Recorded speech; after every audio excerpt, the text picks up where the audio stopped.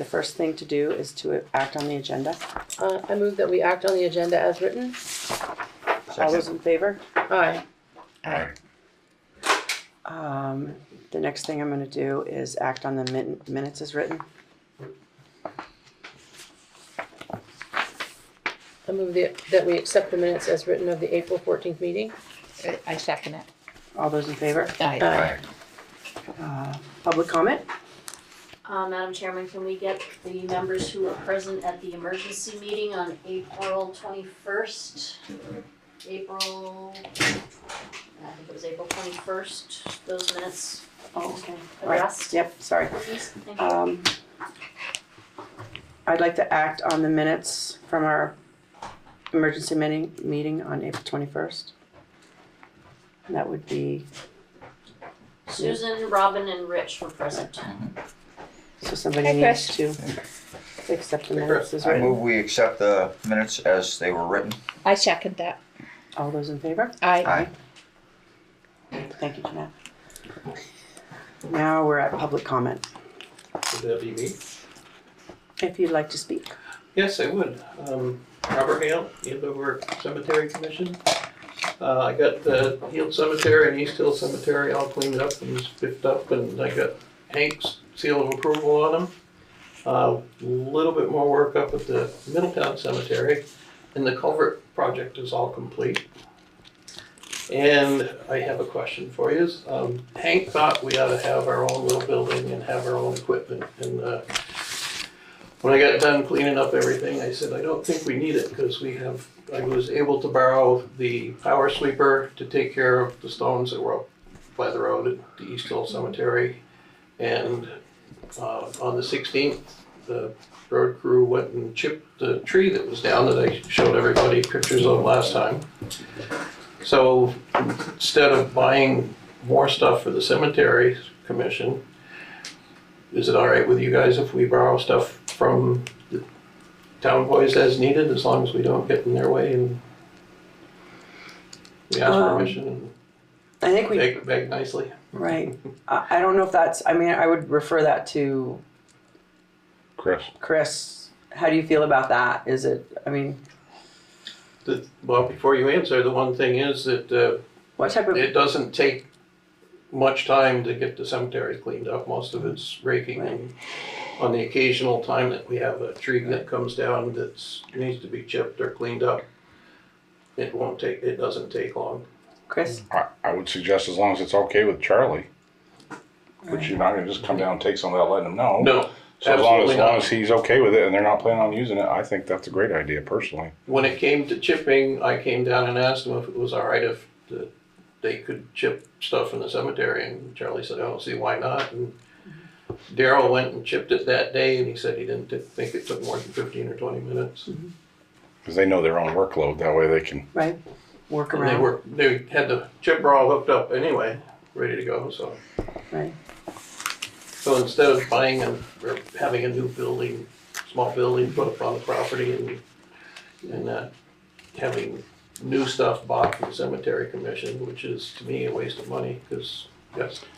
Well, I would be afraid of vandalism, unfortunately, if you were to build a little thing up in one of our remote cemeteries. Well, it wouldn't be there, it would be down here. Where would they put it? Oh, But my thought is we don't need it, so Okay. as long as we can use the stuff. I used my own chainsaw and went up and blew leaves out of the way with my own leaf blower and lawnmower. So, Thank you. and it doesn't take long, so. Right. So do we need to make a motion on that, or would it just be something you connect with? I think we could just let them. Just let you guys kind of Hash it out between ourselves. Yeah, and then come back with us and let us know what you all decided or what. Well, Or if there's any issues. Yeah, Daryl let me borrow the power sweeper, and right, they also got the stuff chipped up. So it sounds like a good working relationship already. right, Yeah, they're good guys. right. They can put up with me, they're doing well. Perfect. All right. Well, thank you. And thank you for letting us know and using your own equipment. Appreciate that. Okay. New business? Select board rules of procedure. I just thought we'd go over them because me being new, it works really well for me if everybody's not talking at once. And if we do, and we're doing really great, I think. I think that we do well at raising our hands, and I'd like to see the public not to go over their 10 minutes, just so we can keep the ball rolling, because none of us want to stay here longer than we need to. Does anyone have any suggestions or any comments or any questions? I wanted to thank you for bringing it up as a discussion, and I think now that, well, at least for me, now that I've been made more aware of some of it, it's just we needed a reminder. I think it's a good thing for us to check back in, on some kind of semi-regular basis.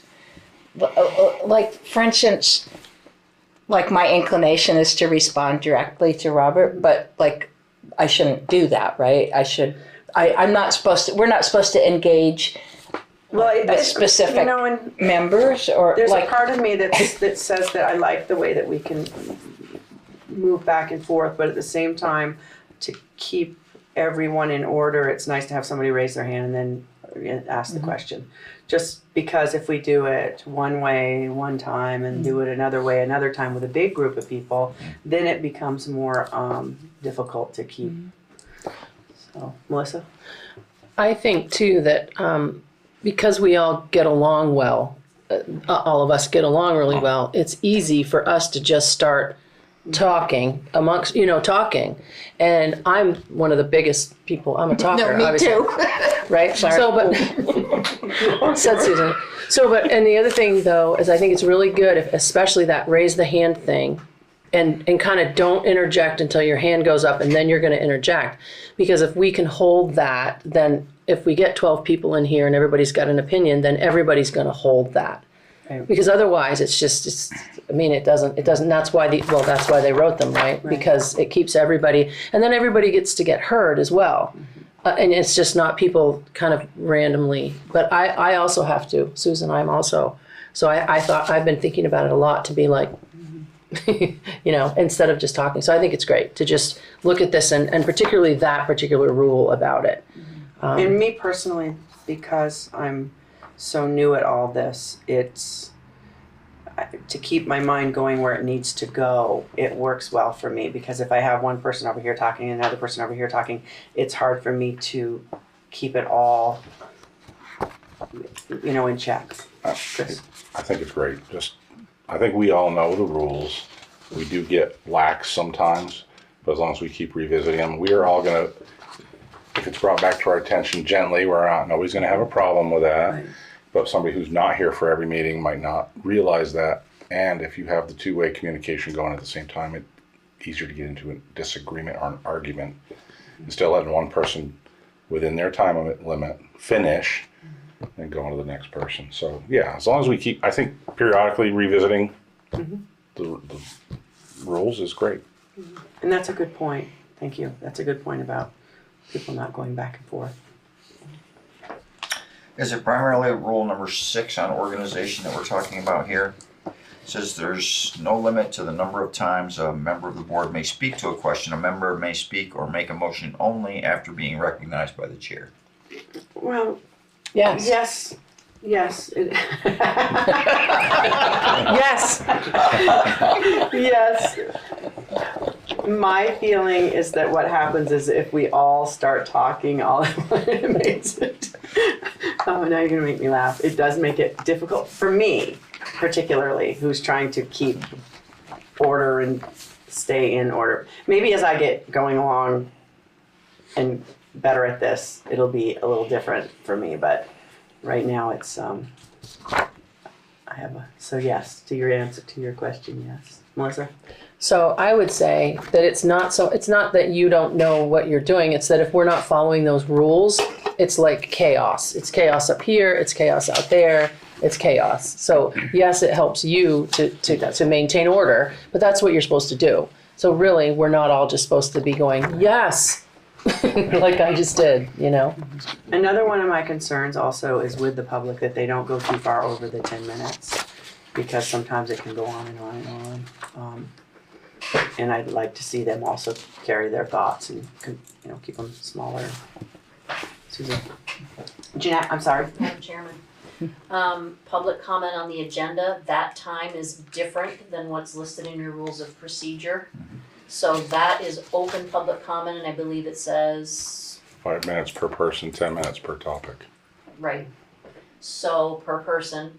In your rules of procedure, it's when you're on a particular agenda item, it says 3 minutes. So I just wanted to point out the difference between those, and I know it's hard to set a clock, but it gives you a basis to say to somebody, oh, 3 minutes, yeah. 3 minutes, sometimes 3 minutes doesn't seem like quite enough to me. I do think it's at your discretion to some degree. I mean, 3 minutes to 4 minutes, 3 minutes to 25 minutes is a big difference. Exactly. Okay. Any more? Susan? One other thing I noticed is it talked, I don't have it in front of me, it's all right.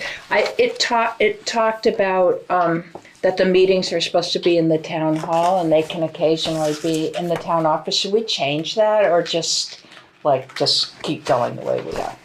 Change it in our Well, I don't know, rules? we don't ever meet in we don't use. Jeanette? those were written during COVID, and it would be in order if someone proposed or made a motion to amend those to accurately reflect where you now meet. Does anyone want to make a motion of that? I'd like to make a motion that the regular meetings of the board shall take place on the second and fourth Monday of the month at 6:30 p.m. at the town office. I'll second that. All those in favor? Aye. Aye. Thank you. Thank you, Jeanette. Thank you for pointing that out. Okay, are we ready to move on? You're the boss. Next, we're at the cemetery. Don't call me that, please. Cemetery Commission mowing contracts. Do we have those? We do, so I don't know if you're all aware, Dwayne Hart has been mowing the cemeteries for at least 3 years now, if not more. Since I was on the board first time. They have sent a renewal contract for you to take a look at. They have not raised their prices, I think, the whole time we've been here, so they've got this is a 3-year proposal with prices on there. I have heard Hank say many times he's very happy with the work that they do. They're very careful about the stones, very diligent, and they do a nice job. That's important. I've been to a big cemetery not too far from here that the stones were a wreck. And the way they mowed it was terrible. Not these people. Okay, the Andover, this is from Dwayne Hart. The Andover Selectboard shall pay a contract year number 1, 2025 to 2026. Heald Cemetery will be $80 mowing. East Hill Cemetery will be $70 mowing. Middletown Cemetery will be $100 mowing. For the year 2026 to 2027, Heald Cemetery will be $90 to mow. So it's going up about $10. East Hill Cemetery will be $70 to mow, and Middletown Cemetery will be $110 to mow.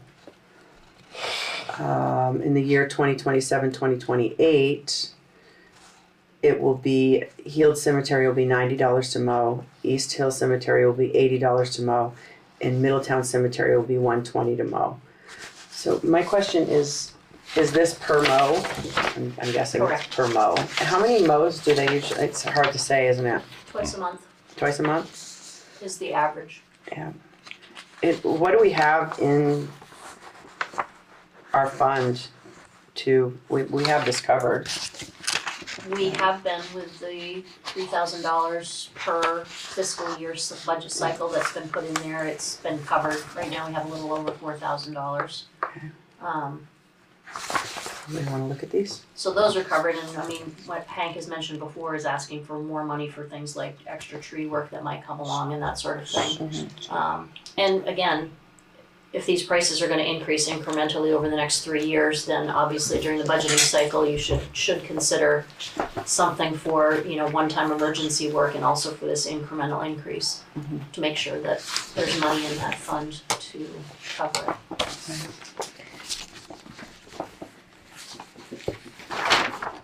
Susan?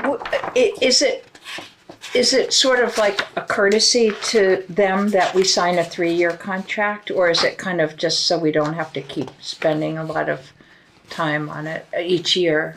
I think it's both. It's beneficial to both. They're laying out and making they're willing to make a commitment for 3 years if the town is willing to accept that. It helps with budgeting, so we know in advance, so we aren't starting a year without knowing that. So it can be, it's something they've done. I think they did a 3-year the last time also, and I think for them it's nice to be able to plan business year to year and not have to do it every single summer. Just because I want to understand, so they've been mowing for a while, but do we ever get anybody else who wants to mow it? Or I guess would that be like any other? We put it out to bid, I think maybe when Chris was on the board, and they won the contract at that time. One of the challenges that we have faced, and I'm not against doing it that way, one of the challenges that's faced is because of our insurance policy with the Vermont League of Cities and Towns, have to hire someone who has workers' compensation insurance. Oh, And for an independent lawn care person who is not required by law to have that, to then have us put that cost burden on them if they don't already carry it because they have employees. Last time we had 2 bidders, Barry Williams and Dwayne Hart, for that reason. And the reason we moved away from the gentleman who did it years ago was, he got the policy just so he could continue working for the town, and then it got too cost prohibitive for him and for us. So it's unfortunate what happens if we hire somebody who doesn't have it. We get an audit every year for workers' comp, and that time gets documented, and the Vermont League of Cities and Towns then charges us for every hour that person worked for us. They back charge us for workers' compensation to cover them for that time period. thank you for that. Yeah. So it's, Susan? Barry mows down here though. We have a different, so we got 2 different bids. We've got 2 different mowers. correct. Barry does the town. Just the down town here, lawn.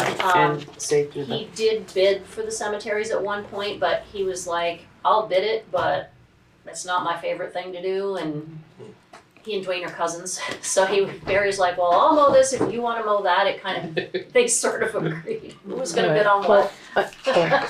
So, I was just gonna move that we accept that. I have one quick question. Everything we do is, we have a purchasing plan, or what is it called exactly? But we're supposed to follow these guidelines. Was this put out to bid? not this year, it has been in the past. I mean, I do want to just approve this, but I want to follow the rules that are in place. Should we put it out for bid? Anything over a So- certain dollar amount is supposed to be. My thought on that is that if we were going to put it out to bid this year, we've already given their pricing on camera. And True. that takes them out of that cycle. And it's under the procurement policy. And so I'm concerned with that somebody could, knowing their, Melissa. So you're 1,000% right, which is kind of why I asked the question, because I was like, did we or whatever? But like you said, we kind of can't now. So maybe we just know that next year we would, or that we just have to be more careful about I hate to it. take this to the lawyers to, No. to find that out. Yeah. When it says year 1, 2025 to 2026, when does that start? Does that start with the spring? This mowing season? Right, this mowing season. Right. So I'm just trying to understand the timing. If we were to put it out to bid theoretically now, we would delay any mowing for some period of time. at least a month unless we had an emergency meeting. Let's say we put it off to bid, got a response, we have to have a meeting, approve. Right. There's a time constraint as well. Oh, I understand. Melissa? And also what you're saying is because we've now read that out loud in the public meeting, we can't really do that anyway. Well, I just feel like what we're doing if we do that is we've already given somebody's bid in the public, and That's not fair, right? It doesn't seem fair to me. I'm not sure.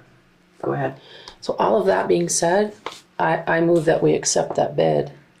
Are we, and when you move to accept the bid, are you saying a bid for 1 year, or because we are considering the procurement policy, do we want to do it for 1 year and then put it out to bid next year? They're doing a 3-year bid. What are your thoughts on that? How do you feel, Chris? I think if we're gonna accept the contract, we do it as written, 3 years. And honestly, they were by far the best price when it came in, I believe. And I was on the board 4 When it years came ago, in. the first time he bid. So I move that we accept that bid as written for the 3 years. I second that. All those in favor? Aye. But I like that you brought that up. Did you have your hand raised? No, just had it. Okay, doesn't it? Okay, where are we? Road commissioner. Hey, Chris.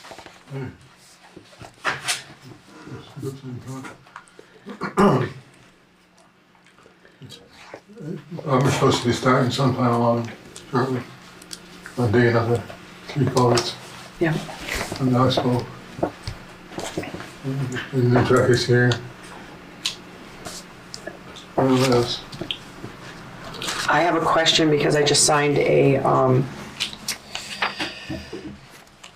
I signed to pay a bill for Lafayette Highway, and it's for, I need some clarification on this, sign crew. And this was this not part of the bid that they No. put in? And so I guess my question is, this is a lot of money. Going forward, is this for the entire job of all the culverts? Or is this for something, just one that had just been, And this is the 3 culverts. this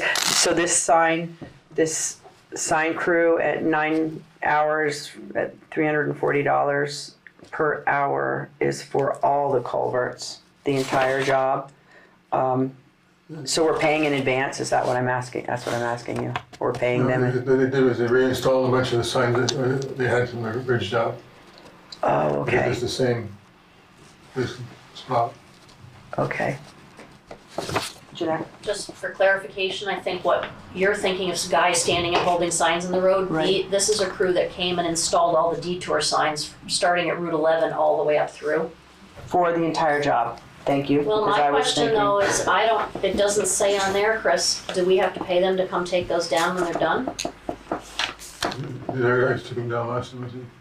We took them down ourselves last time? So Are these signs that we have? Good question. they were bought when we did the high bridge. And so we're paying them to put them in, I just because it's such a big bill that I wasn't anticipating seeing. They're signs we own, but this company puts them in for us, They come in and drive the stakes. and they drive the stakes. Okay, but they're our signs, so can our guys, so that we don't get another bill like this, can our guys take these out? Because the contract, I don't know why I just kind of assumed this would be part of the contract with them, but it doesn't sound like it's, Not a promise contract. yeah. So will our guys take them out? I believe so. And is it something we can request they do, or is that like really throwing a lot on their plate? No, they charge payment on it. Yeah, okay, Clarify that with them, but all right. Just so I understand, these are signs that are gonna stay in throughout the paving process. Then they get taken down at the end. it's not gonna pay the job itself, it's for the culverts. It's for the culverts, okay.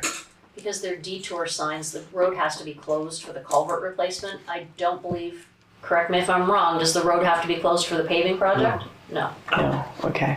This is simply because they can't possibly try to have people drive around a culvert replacement around the Ox Road. Right. Because they're so deep and it takes so much longer than. Somebody could be right in. Yep, And there's just nowhere to put traffic. I get it. And so then my other question is,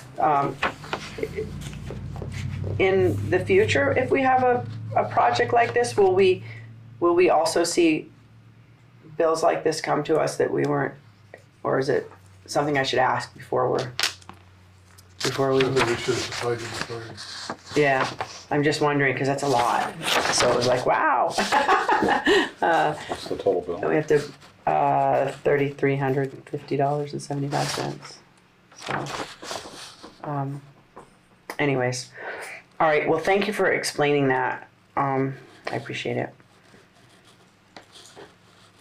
Chris? Nothing about the signs. You said the new truck is here. Yeah. Is the old truck gone then? Yes. Wonderful.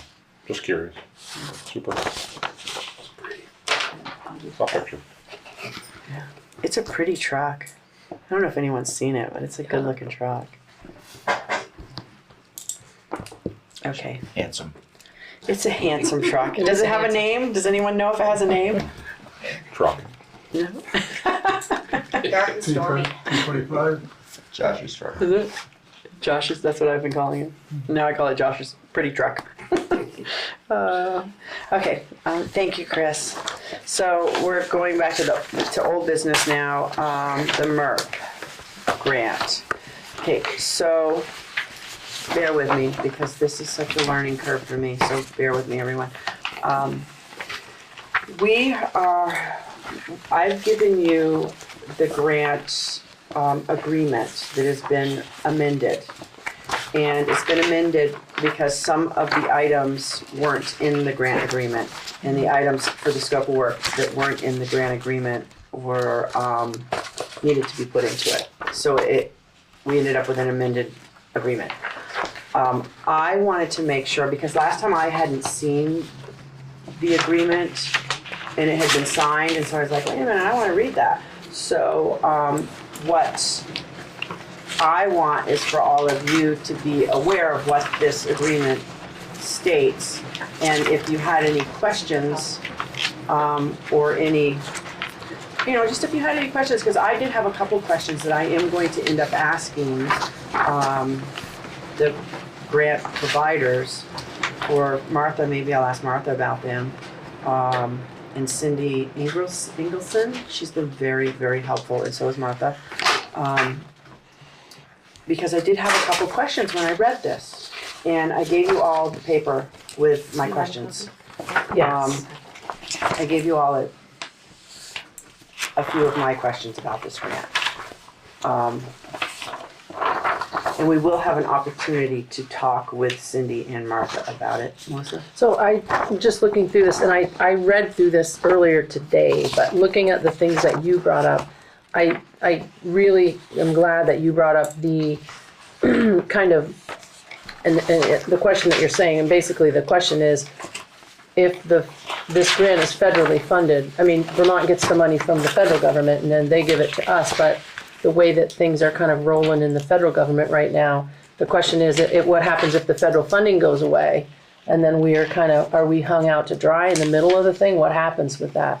So that's kind of a great question, because Right. for you to, so I like that you wrote that one down, for sure. And one of my concerns is that is the way that this grant is repaid to the town, because this grant is a grant that, and let me know if I'm wrong in my wording, Jeanette, we pay out first, we pay the bills first, and then we get reimbursed for them.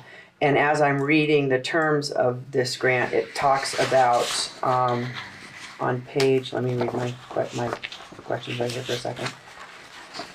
Grant funding, private parties, page 6, it says, and when I say page 6, I mean if you start from page 1, 2, 3, 4, 5, 6. Yeah. On page 6, it states that BGS will commit to disbursements of the first payment within 30 days of receiving invoices and proof of purchase from the grantee. That would mean us. We have to prove that we bought or that we've done the work. And then it talks about quarterly. Talks about them being dispersed quarterly. So one of my questions is, if indeed we only get reimbursed quarterly, could say we got big into a project and then we had to use our own funding for it, and then the funding was no longer available from the grant. So I'm not saying that I mean, we're in this grant, but I guess what I'm bringing up are questions and thoughts that we have to be very aware of what we're spending and what we're getting ahead of. We should. I've been told that we will get a hardship funds, but that we don't exceed the amount of money that we're getting in the beginning right out of the chute. Because what if it's quarterly and we're way into this grant and then the funds aren't there? So I'm a little apprehensive about how much we do, how big the project's, the scope of work is, and how much money we want to put out without knowing that we're getting. I want to be sure we get it back. I don't know if I haven't read this. Maybe I was supposed to. I don't know if I don't think I've studied it. Do we have to come up with a plan today? Is it pretty urgent? No, none of this is urgent. It's just, what it is that because this is an amended grant. We already had So I signed, haven't the had it. first one had Okay, been then I signed. haven't read it. Okay. There's not a whole lot different about it, Okay. but they added some things to it. But because the first time that I had seen it, it had already been signed, and I was like, wait a minute, I want to read through this. So what I'm doing is, I just feel really comfortable having everyone. I don't want to sign this and not have all of you read through it and have your input on it, because these are, like I said, these are some of the questions I came up with. And before this gets re-signed, I just want to I feel like I want the whole board to be on. I want the whole board to read it and read through it. And it doesn't mean that I'm saying, oh, we shouldn't do this grant or we shouldn't sign it. I absolutely think we should. I just want us to be aware that as the funding that we use for it, that we keep a close eye on that, so that we don't get too much money owed out and then quarterly we only get it back. That's a question I'm going to ask them. I'm going to ask Martha and Cindy about. Melissa? And just because I think I understand what you're saying too, is that the original grant was signed prior to this board, I think, coming Yes. on, right? And then we came on, and it was almost like, because I remember we had the conversation in one of the select board meetings, and I was kind of like, I knew that it was kind of happening, but I hadn't necessarily been privy, like you're saying, Susan. So what you're saying is, because now they're amending it, it's almost like it's new in a way, and now it's going to be signed by this group of people.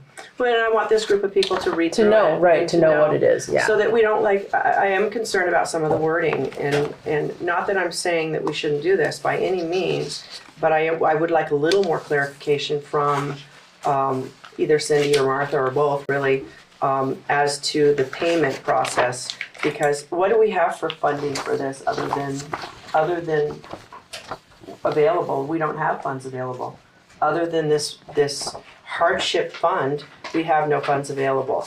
So if we were to do all this work thinking, oh, we're going to get all this money back, we have to pay our bills. But if it's quarterly that we get the money back, do we have to pay our bills prior to quarterly? We have to think about all that. And also,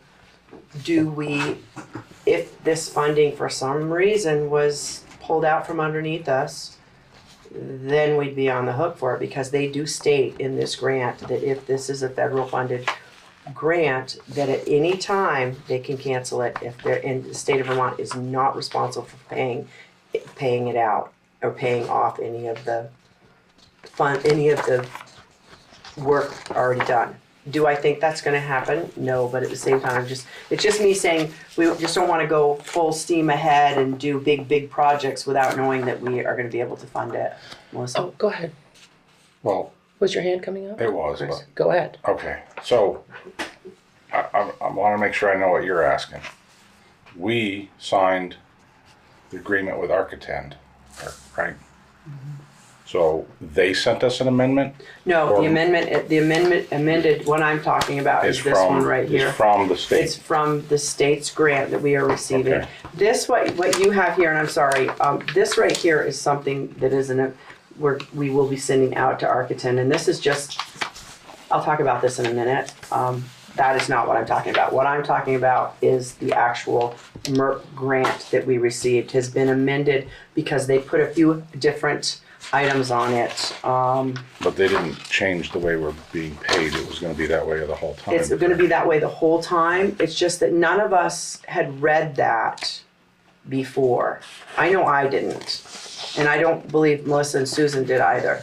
So what I'm saying is that once I read this, I felt strongly that I wanted the whole board to read this.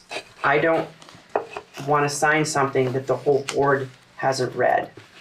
And some of my questions in this grant are the ones that I brought up and gave you the paper with those questions. And if you had any questions, I'd love to hear them. Go ahead.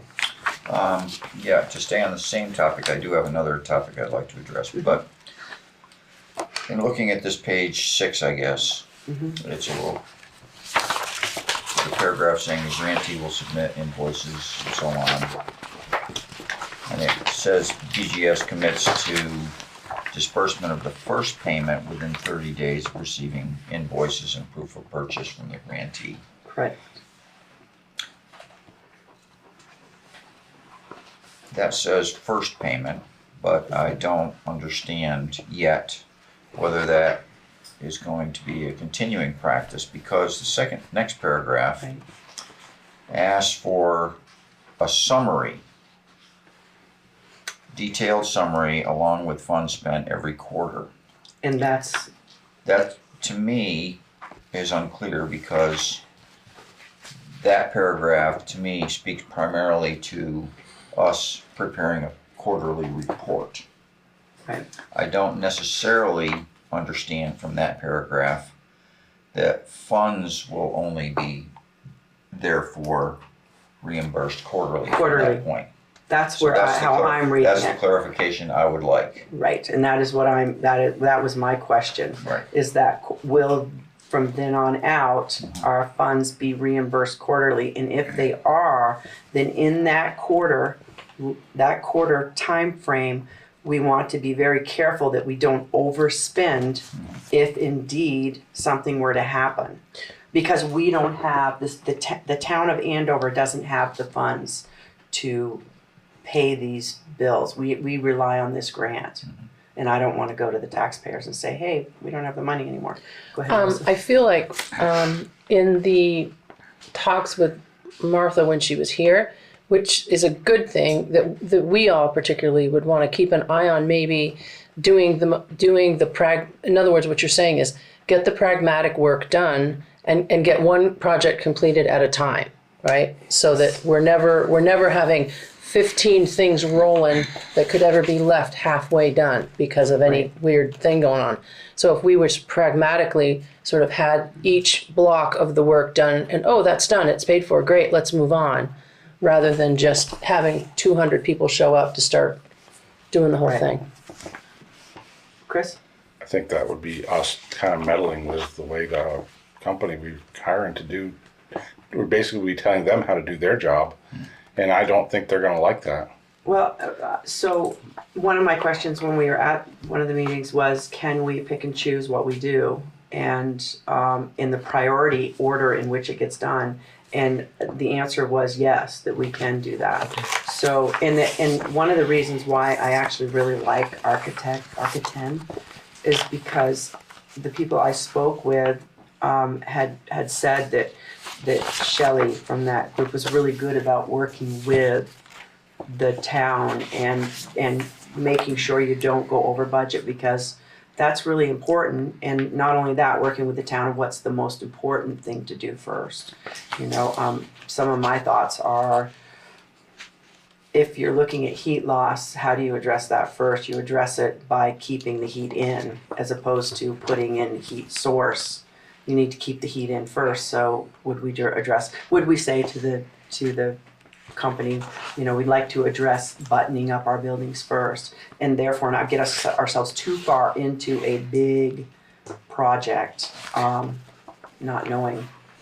So, just to elaborate on what you just said about that. So you actually talked with Architect and they sort of said, or you guys Actually, did, and they spoke sort of with- said you can actually sort of give us some direction about that. Is that what you're saying? I didn't speak with Architect myself. But you did. Rich did. Yeah, I just got spoke to. if I may, I just got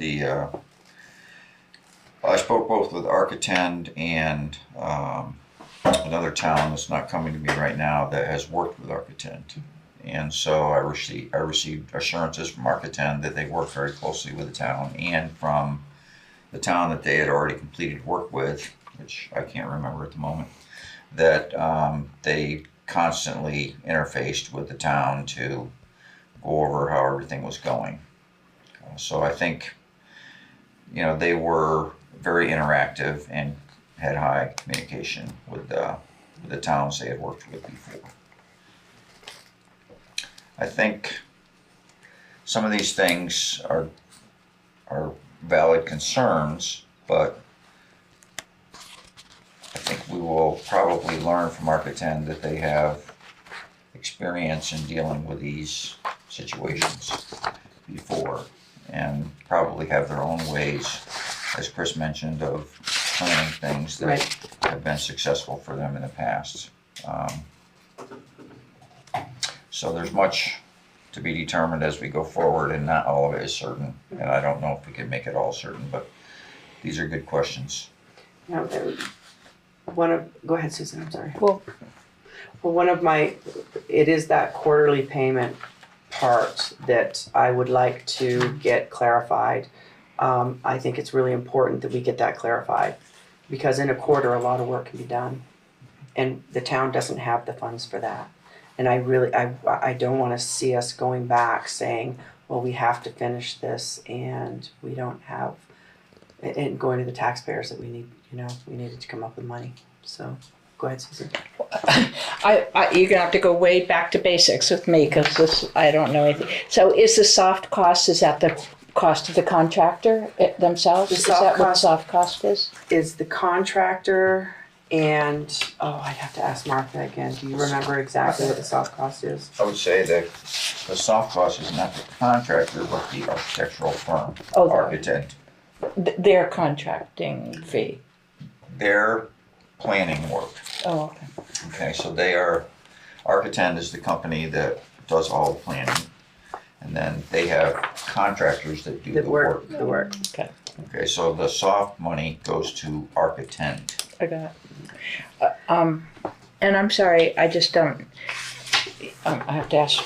So is the hardship funding Andover doesn't have a hardship fund. No, This is from the state. This The is state has another a grant, hardship has a fund. hardship funding grant that we can get. Supposedly we can get this and it would add up to about $90,000. Okay. Of that, my question is how much of that, is there a percentage that we use for the soft cost, or is there, how do we work that into it? Because we do have to come up with those funds for the soft costs. Another portion of the soft cost is whatever the state does if we're paying the state to do any of this work for us or do any of the paperwork and such. So that comes out of that as well. I have one. No, that's okay. Sorry. I am really happy. I'm happy to hear Okay. all these questions. I want these questions. Okay. This is what I'm hoping that everyone will ask lots of questions, because I don't want to be the only one that's looking at it going, oh, Because I would like to take this home and read the whole thing. Absolutely. But so I'm just kind of wondering if this, like the chicken and the egg, which is the chicken and which is the egg? Like, which are our really most dire needs, or do we have dire needs? And which is and the other thing is this money that we've been offered. So But like, if we didn't have the grant, like like of all these projects, like if we were just having it come from us rather than, like, what do we think? Or do we wrote that? But I know So- that there's all these things we can have, but what would be What would our be the biggest, most important? or What's like most what would be important? something we couldn't postpone or avoid? And that's a good question. That's a really good question. And I think as we work with Archie10, that they will help us. And that's what I had heard the same. I spoke to two people from two different select boards, and they both highly recommended this group, saying that is exactly what they do, is they will sit and go over everything and what is your best options to start to finish. But if we hadn't gotten this grant, is there anything that we actually like would be like desperate Desperate to do? Yeah. I don't know. Jeanette, you don't have anything desperate to do. Like I think None of this would be talked about if we weren't looking at a grant. I Because we mean, wouldn't have sure, the I money need for it. windows, but We're just gonna pay a little more for heat if we don't replace them. right. Thank you. So, we would have just So- kept doing what we're doing. So I'm gonna just say, because I think this is partly answering Susan's question, I'm gonna partly answer that question, I think. So like if we suddenly had a fairy godmother who was gonna come in and say, we're gonna give you this much money, and you were gonna be super pragmatic about it, what would you do first? What would we do? Well, we would make sure every building was incredibly well insulated. We would get the crap out of your ceiling, right? We would replace windows everywhere that windows need to be replaced. We would probably put a new door on the big building over here on the garage and make sure that that building was all buttoned up. Those are the things I'm assuming that we would do first. Right. Because you can't keep. Is that what you were asking? Well, Kind of? I that, but also just like I'm just wondering what if any of this we're actually desperate to do. Well, this is the way I look at it, is that if we have this free money, which is granted, at some point there are certain things that need to be fixed up in our office. If we can get windows that make it so we keep in our heat, if we can get new doors or insulation, and I mean, if we can get these things, why wouldn't we go with this grant? It makes perfect sense. I am just, my questions aren't to say, alarmist, let's not do this. My questions are to, let's make sure that when we do this, that we keep these things in mind, especially the payment process, especially the quarterly payment process, because I want to make sure that the funding is going to be there at the end of the quarter, just because of all the things that are going on right now. It just seems pertinent to me that we make sure that we keep a close eye on that, and that we do what's most important, but also what we can, because we can't afford to do any of this ourselves without this money. So, go ahead, Rich. So a different sort of question, which is related. As we look at attachment A, scope of work, there's a number of things that are highlighted. And my understanding, my guess is that the things that are highlighted, we look at them in gray now. So this is, I don't know, page 4, I don't know where it is, but it's scope of work, attachment A. And this basically says what the upgrades will include. I wonder, I'm hearing that this is an amended grant, and that this is Yes. part of an amended grant, so is this work that are these amendments a result of the visits that we had recently? No. Where did these amendments come from? These Who are- added them? So when we sat down and talked with and to your question, yes, they are, and no, they aren't. Some of these things should have been put in, and they were left out. And so when we sat and talked to the Right. couple the two people that had come, and we walked through the buildings, Right. they were like, oh yeah, that should have been in there. So, and this is typical of any type of work order that I've seen, that things do get left out, and things do get overlooked, and so you do change the scope of work, for lack of a better way of describing it. It would, it'd be like a work order change. But we're doing it ahead of time before, we have to have this part of the grant. We have to have these things in, otherwise they couldn't be things that we could do.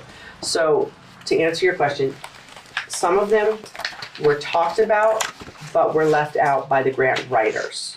And so they have then put them back in once we did our walkthrough. And they said that's typical of, oh, we forgot this or we forgot that. Question number 2 is,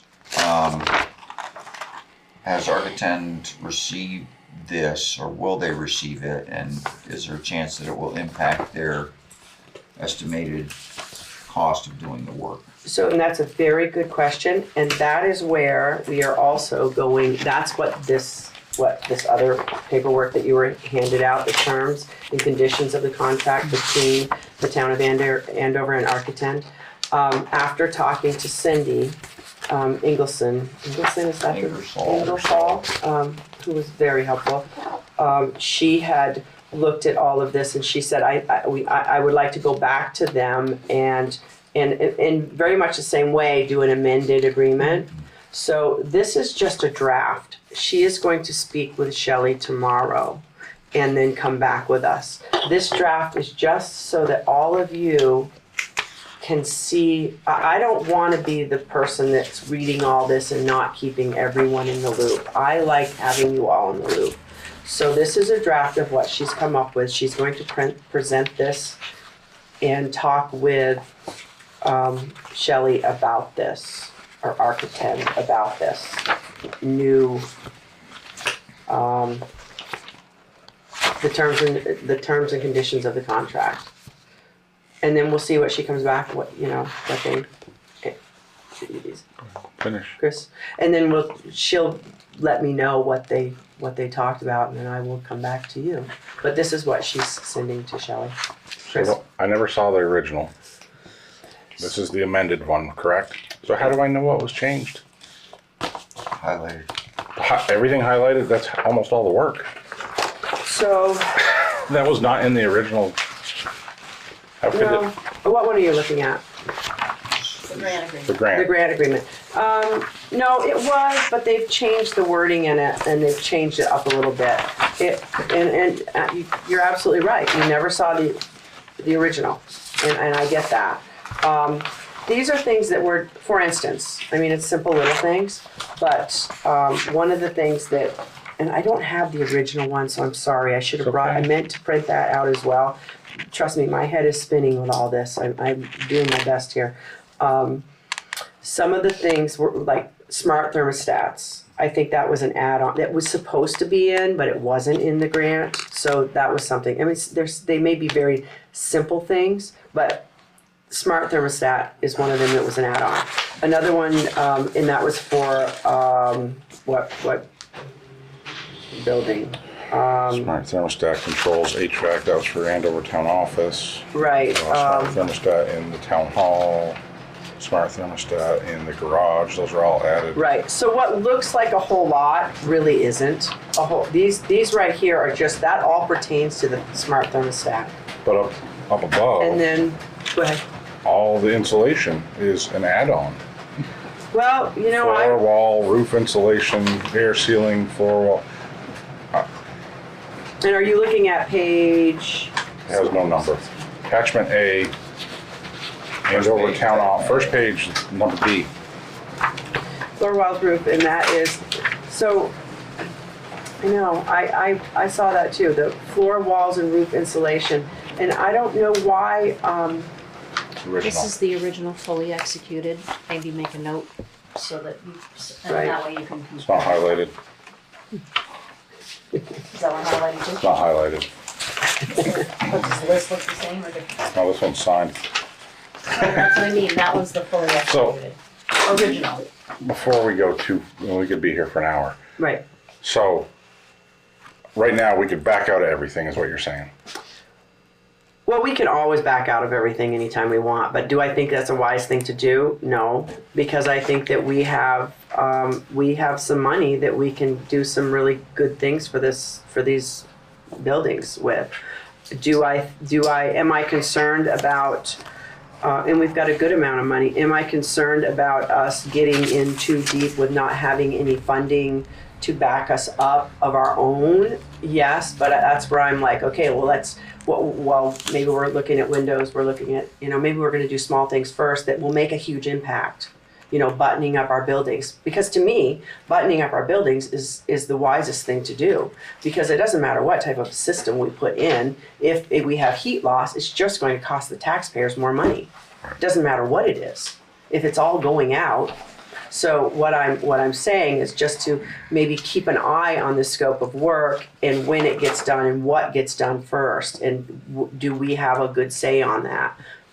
Chris? And on this very front page of the grant, both copies, it says state funds all of the money, and then over to the federal funds are right below that, and it's 0. So we shouldn't really worry about the funds coming from the federal funds because there is none. The way it's written, that's something that the state of Vermont's already budgeted in there, so if I'm reading it right.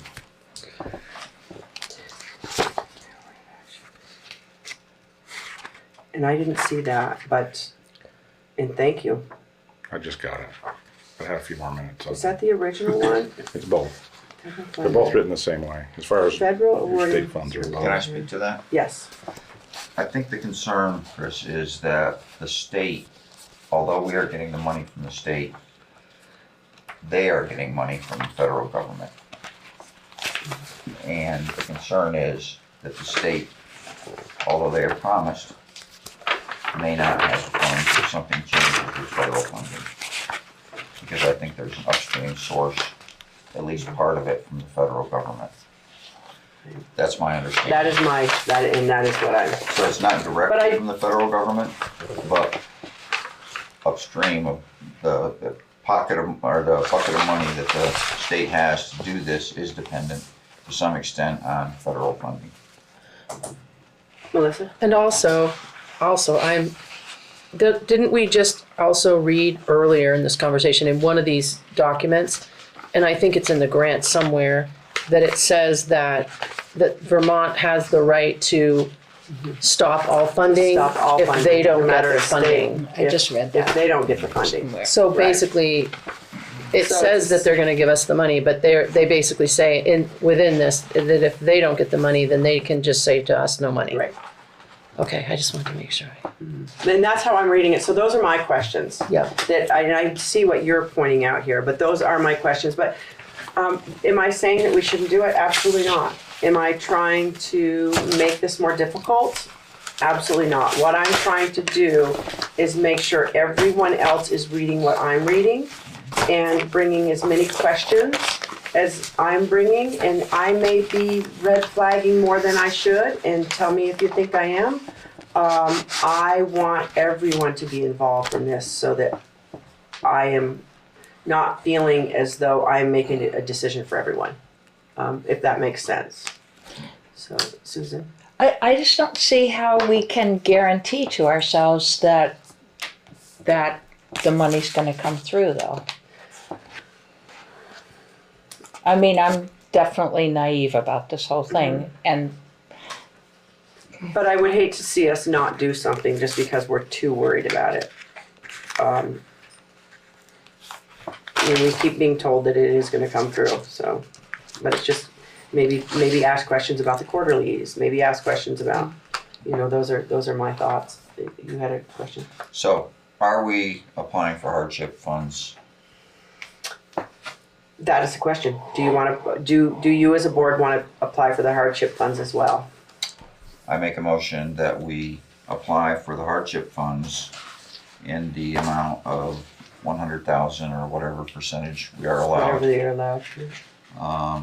so that when work begins, that money will be in place, or whenever any bills come up, that money will be in place for at least 20% of the project will be covered from the beginning. Right. I second that. All those in favor? I, Thank you. And this grant, we can use all of it, or we don't have to use all of it. It's entirely up to us as a board when it all starts coming our way. We just, my thought is just let's keep a close eye on it.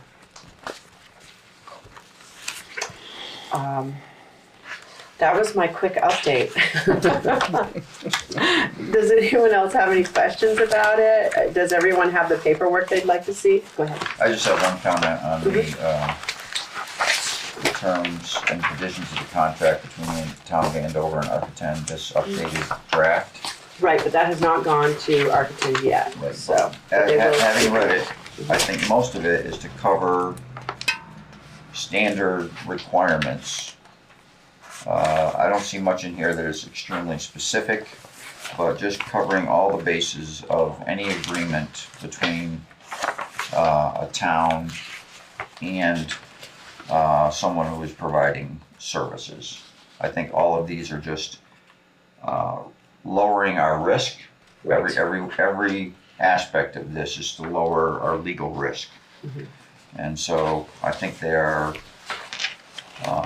they all seem very reasonable to me. And I hope that because they are all sort of following standard guidelines that the state uses, that Architan will approve. Right, I hope so too. And I agree with you that it's just another safeguard for all of us and also for the company that we're working with, because that's the way it works. Everybody has these contracts of this is what we agree to, this is what we don't. But go home and read all these and then, ask whatever questions you Don't fall asleep. Oh, trust me, I spent a lot of time reading these. And I appreciate everybody jumping in on this. Thank you all so much. I really appreciate it. Anything else about the MERP that anybody would like to discuss? Okay, so we're going to move on to financial orders.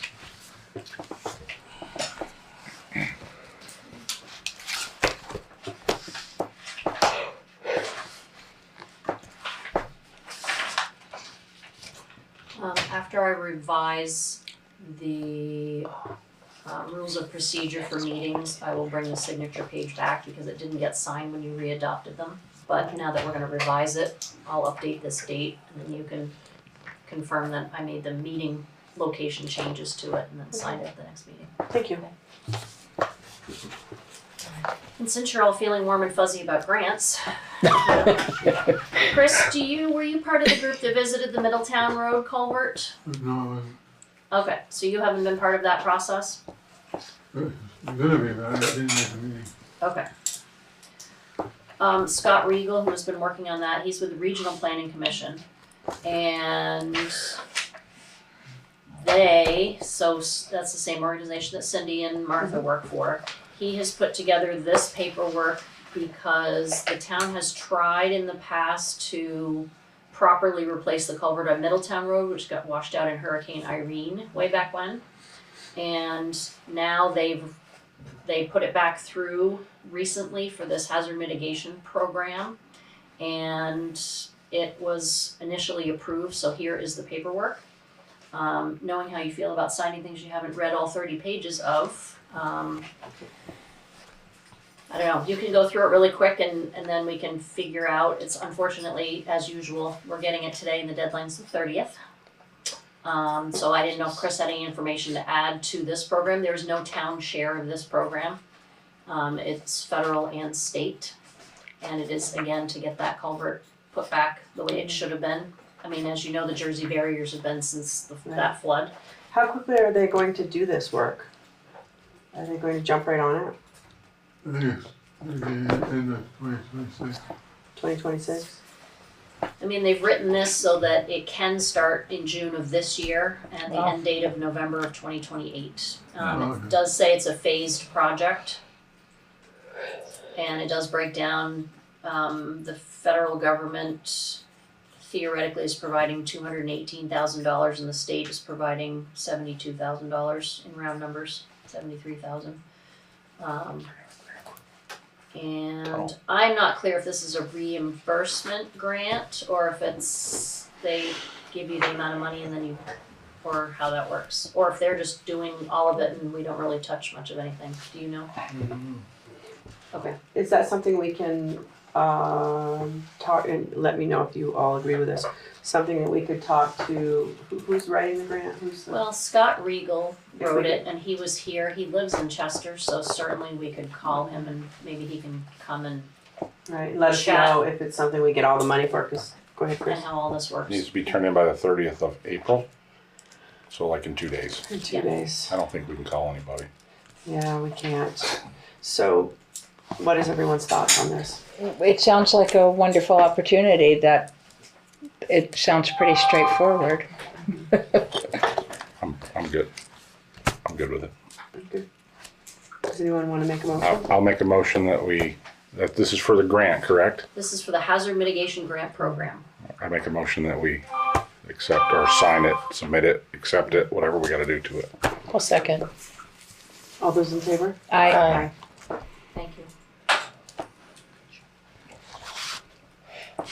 So you'll have to, this first page, the maintenance, it just, you certainly read it before, but what it's saying is routine maintenance after the fact is up to the town, which it always is. Yep, that makes sense. They just need us to sign something saying, yeah, absolutely, we'll take care of it ourselves. We don't And expect just you to." out of curiosity, because it would be interesting to know what, if this grant comes to us all at once, can we reach out to, or Oh, yeah. could you reach out? Which one of us would reach out to? I'm looking at Chris, thinking Chris is the road commissioner. I'm looking at you, I could do it myself. I mean, Just, I can call him tomorrow. yeah. I told him I'd let him know where we were Right. at with this because of the time urgency. Right. So I can certainly ask Yes. that. It would just be, it would be a question I'd like to hear the answer to. Okay, so are we all signing this, or? I think the only spaces are for you, Okay. but you can pass out those other financial orders. All right, I'm gonna send those around.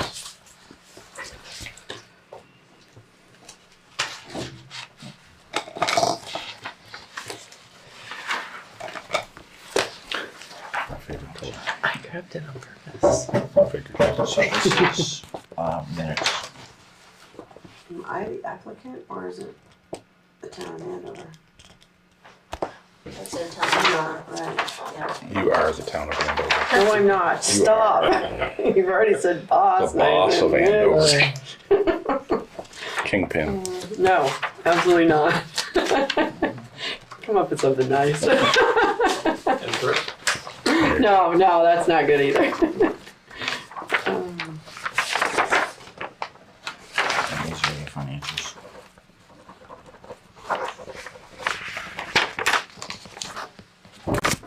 You already have that one. Oh, So these go in here? Yes.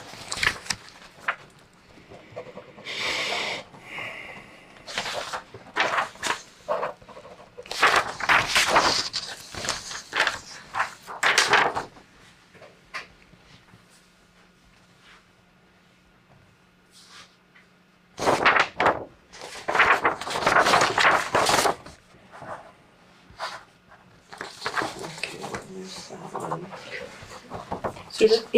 I don't know if this is out of order to go backwards a little bit, but Yes.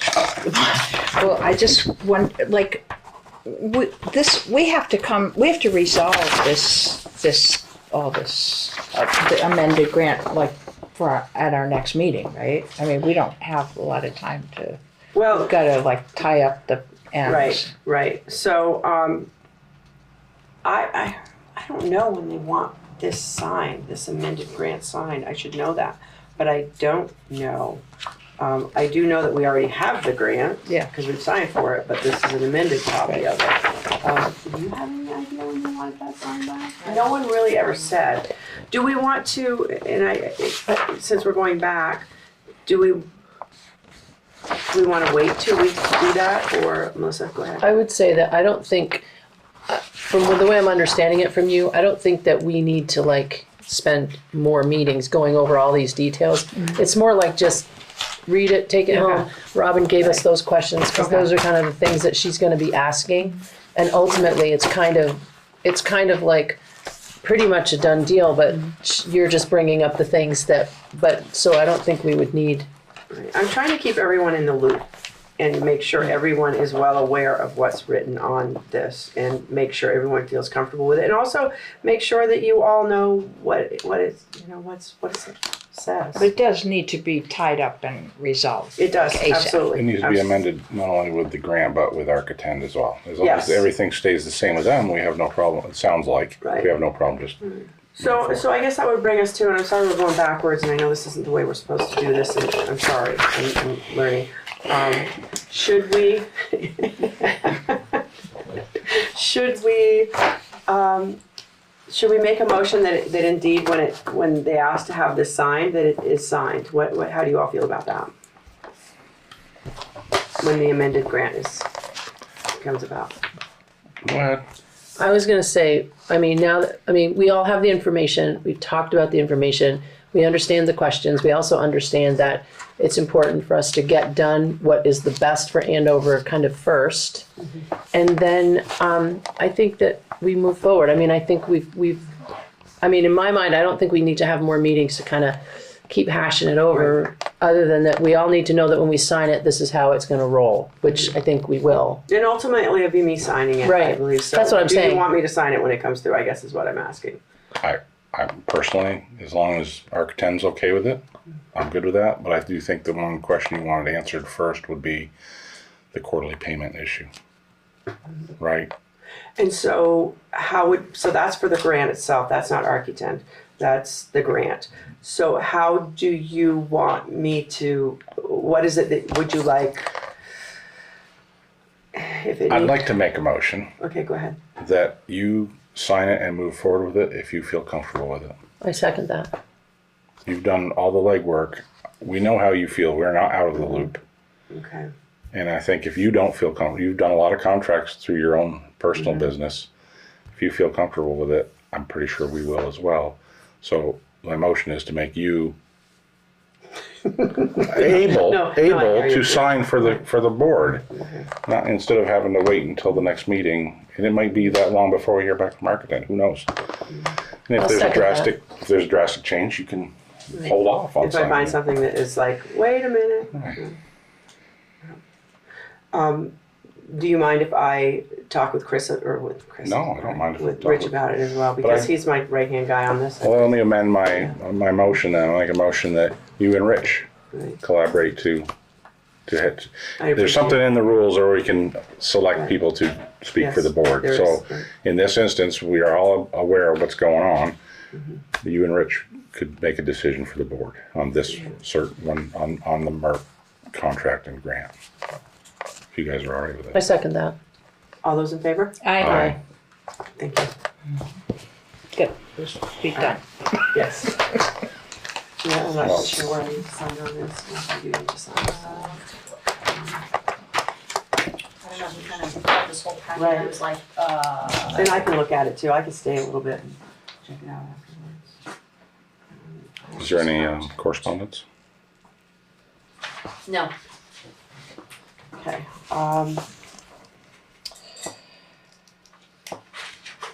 So I make a motion to adjourn the meeting. I second it. All those in favor? Aye. Aye.